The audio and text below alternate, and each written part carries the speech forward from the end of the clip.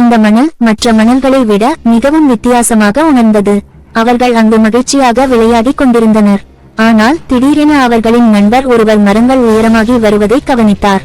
உண்மையில் மரங்கள் உயரவில்லை, அவர்கள் புதையும் மணலில் சிக்கிக் கொண்டிருந்தனர்.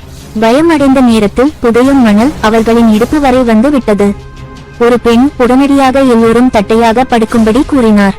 இது மணலில் மூழ்குவதை மெதுவாக்கும். பிறகு அவள் தன் கால்களால் சிறிய இயக்கங்களை செய்து மணலில் இடத்தை உருவாக்கினாள். இந்த முறையை பயன்படுத்தி அவள் வெளியே வந்துவிட்டாள். எல்லோரும் அவளை பின்பற்ற முயன்றனர். ஆனால் ஒருவர் மட்டும் படுக்கவில்லை. விரைவில் அவரது தலை மட்டுமே மணலுக்கு மேலே தெரிந்தது.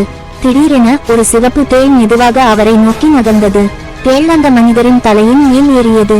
இந்த காட்சி எல்லோரையும் அதிர்ச்சியடைய செய்தது. இன்னும் மோசமாக மற்றொரு சிவப்பு தேளும் வந்து முதல் தேளுடன் போரிடுவது போல் தோன்றியது. இது அந்த மனிதரின் பயத்தை இன்னும் அதிகரித்தது. ஒரு கணம் அவர் முழுமையாக மணலில் மூழ்கிவிட்டார். அதிர்ஷ்டவசமாக மற்றொரு ஆண் அவரது காலை கவனித்தார். ஒன்றாக சேர்ந்து அவர்கள் அந்த மனிதரை வெளியே இழுத்தனர். இறுதியாக அவர்கள் தப்பிக்க முடிந்தது. அவர் மிகவும் மகிழ்ச்சியடைந்தார். தண்ணீரில் குளித்து தன்னை சுத்தம் செய்து கொண்டார்.